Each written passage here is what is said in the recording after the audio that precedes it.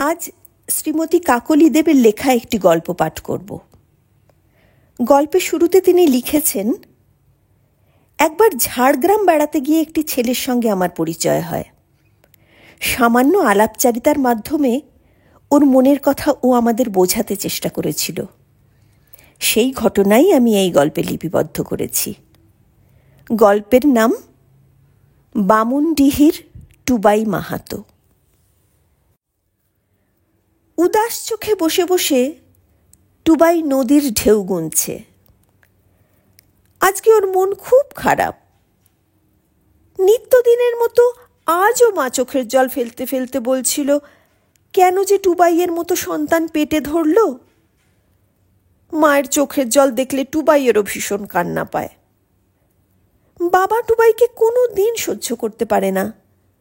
প্রতিদিন সন্ধ্যার সময় বাবা যখন হাঁড়িয়া খেয়ে ঘরে ফেরে, তখন সামান্য কোনো ছুতোয় টুবাইকে ধরে ভীষণ মারধর করে, আর তারপর শরীরের সমস্ত শক্তি নিঃশেষ করে ঘুমিয়ে পড়ে। আজও অনেক বেলা পর্যন্ত ঘুমিয়ে উঠে মা ছেলের এমন কান্নার দৃশ্য দেখে প্রচণ্ড বিরক্ত হয়ে বাবা টলতে টলতে ঘর থেকে বেরিয়ে গেছে। মায়ের বিলাপ চলতেই থাকে। বাছারে, কেন তোকে জন্ম দিলাম, আতুরেই কেন মেরে ফেললাম না? ভগবান কেন তোকে আমার কাছেই পাঠালেন বলতে পারিস? তোর যে কত কষ্ট আমি কি তা বুঝি না ভাবছিস? আমি যে তোর মা। টুবাইয়ের মরমী মন বিষাদে ভরে যায়। ভগবানের অবিচারে ক্ষুব্ধ হয় টুবাই। গলায় একটা গামছা ঝুলিয়ে ঘর থেকে বেরিয়ে যায় সে। তাদের গ্রামের একটা ছেলেও তার বন্ধু নয়। ওরা সবাই ওকে নিয়ে মজা করে। টুবাইয়ের মেয়েলি কথা বলার ঢং নকল করে ওরা ওকে নিয়ে হাসাহাসি করে। ছোটবেলায় যখন টুবাই তার মায়ের শাড়িটা গায়ে জড়িয়ে পাড়ার পরবে নাচ করত, তখন থেকে গ্রামের ছেলেদের কাছে সে উপহাসের পাত্র। একমাত্র মেনকা দিদি ওকে খুব ভালোবাসত। মেনকা দিদি ছিল এই পাড়ারই মেয়ে। ওর বাবা ছিল তাদের গ্রামের ছোটখাটো জোতদার। ঘর জামাই করে নিয়ে এলো পাশের গ্রামের চালাক চতুর ছেলে অজয় মাহাতোকে। মেনকা দিদির এক এক করে 4-4টে ছেলে হলো, কিন্তু মেয়ের খুব শখ ছিল মেনকার। টুবাইকে সে মেয়েদের মতো করে সাজাতো। টুসু পরবের সময় যখন মেলা লাগতো, তখন মেনকা ছোট্ট টুবাইয়ের জন্য মেয়েদের ফ্রক জামা কিনে এনে তাকে পরাতো। মা রাগ করত, কিন্তু মেনকা ছেলে মানুষিতে বিশেষ বাধাও দিত না। গত বছরে 5 নম্বর বাচ্চা হতে গিয়ে মেনকা দিদিটা মরেই গেল। তার এই 17 বছরের জীবনের মনের কথা বলার সঙ্গীটি চিরতরে হারিয়ে গেল। তার বন্ধু বলতে আর কেউ থাকলো না। এবার একটা মৃত কন্যার জন্ম দিয়েছিল মেনকা, কিন্তু দুর্বল শরীরে এত ধকল আর তার সহ্য হলো না। তাই মৃত্যুর কাছেই তাকে ধরা দিতে হলো। দিদির কথা মনে পড়লেই টুবাইয়ের খুব কান্না পায়। তাদের গ্রামের পাশ দিয়ে বয়ে গেছে বামনি নদী। সেখানে একটা বিশাল বটগাছের তলায় বসেছিল টুবাই। টুবাই যখন এখানে এসে বসে নিজের কষ্টের কথা ভাবে, তখন এই বটগাছটা যেন চুপ করে মনের কথা বুঝবার চেষ্টা করে।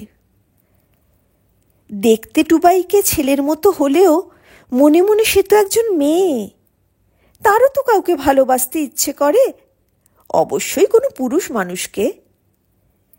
একবার তাদের গ্রামের জোয়ান ছেলে চরণ মুর্মুকে সে চোখের ইশারা করে হাত ধরেছিল, কিন্তু চরণ তখন তাকে এমন দুচ্ছাই করে সবার সামনে অপমান করলো যে সে আর কোনো দিন চরণের ছায়া মাড়ায়নি। শুধু মন মরা হয়ে থাকতো আর পড়াশুনোটা করতো সাধ্যমতো। তারপর তো এইসব করোনার অসুখের সময় স্কুলও বন্ধ হয়ে গেল। মা অতি কষ্টে ওর থেকে চেয়ে চিনতে তাকে একটা স্মার্টফোন কিনে দিল। তাতেই 2 বছর কোনো রকমে লেখাপড়া চলল। বামনি নদীর ড্যাম দেখতে মাঝে মাঝে টুরিস্টরা আসে। টুবাই তাদের দেখে আর ভাবে, এইসব শহুরে শিক্ষিত মানুষগুলো হয়তো তাকে সাহায্য করতে পারে। তারা নিশ্চয়ই তার জীবনের এই চরমতম সমস্যার কোনো সমাধান বের করে দিতে পারবে। একদিন একটা বড় গাড়ি এসে দাঁড়ালো ড্যামের ব্রিজের উপর। গাড়ি থেকে দুজন ভদ্রলোক আর দুজন ভদ্রমহিলা নামলেন। টুবাই গুটি গুটি পায়ে এগিয়ে গিয়ে মিষ্টি করে তার মেয়েলি গলায় তাঁদের জিজ্ঞেস করে, আপনারা কি কলকাতা থেকে আসছেন? দুজন মহিলাই হেসে বলে, হ্যাঁ, তুমি কলকাতায় গেছো? গেছি তো, কলকাতায় গড়িয়া বলে যে জায়গা আছে, আমি ওখানে মনামি চক্রবর্তীর বাড়ি গিয়েছিলাম। উনি তো ট্রান্সজেন্ডারদের নিয়ে কাজ করেন, আমাদের এখানে একবার বেড়াতে এসেছিলেন।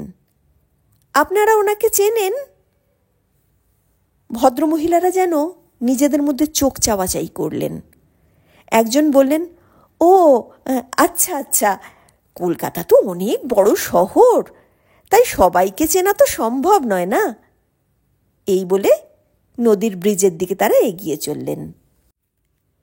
টুবাইও চলল নিজের কথা বলতে বলতে। ওই মনামিদি আমাকে নিয়ে গিয়েছিলেন, অপারেশন করবার কথাও বলেছিলেন, কিন্তু আমরা তো গরিব মানুষ, অপারেশন করতে যে অনেক টাকা লাগবে, অত টাকা তো আমরা দিতে পারবো না।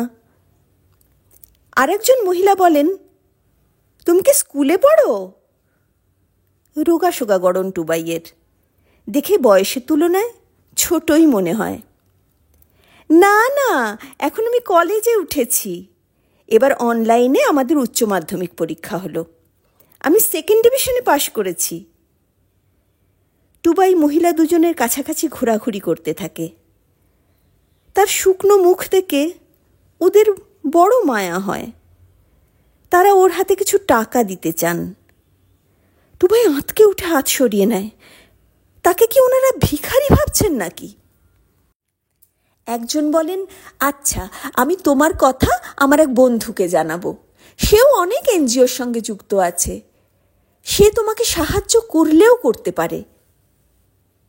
টুবাইয়ের চোখে যেন একটু আশার আলো ফোটে। বলে, এই নিন আমার মোবাইল নাম্বার, আপনার বন্ধুকে দিয়ে বলবেন বামুনডিহির টুবাই মাহাতো অপারেশন করে মেয়ে হতে চায়। মহিলা দুজন যে কি বলবেন বুঝতে পারেন না। পুরুষ হয়ে জন্মানো এক মানুষের মনে প্রাণে নারী হয়ে উঠতে যাওয়ার যে কি যন্ত্রণা, সেটা তারা অনুভব করবার চেষ্টা করেন। কিছুটা বিব্রতও বোধ করতে থাকেন তারা। এই শিক্ষিত গ্রাম্য ছেলেটিও এখনকার ডিজিটাল যুগে সব ধরনের খবর রাখে, অথচ কি দারুণ অসহায় সে। তার এই সমস্যার সমাধান কি আদৌ কোনোদিনও সম্ভব? ড্যাম দেখা হয়ে গেলে টুবাইকে হাত নেড়ে একটু তাড়াতাড়ি যেন গাড়িতে গিয়ে উঠে বসলেন তারা। গাড়ি চলে গেল কলকাতার উদ্দেশ্যে। পেছনে দাঁড়িয়ে টুবাই হাত নাড়তে লাগলো। কোনোদিনও কি ওর এই যন্ত্রণার হাত থেকে মুক্তি পাবেও?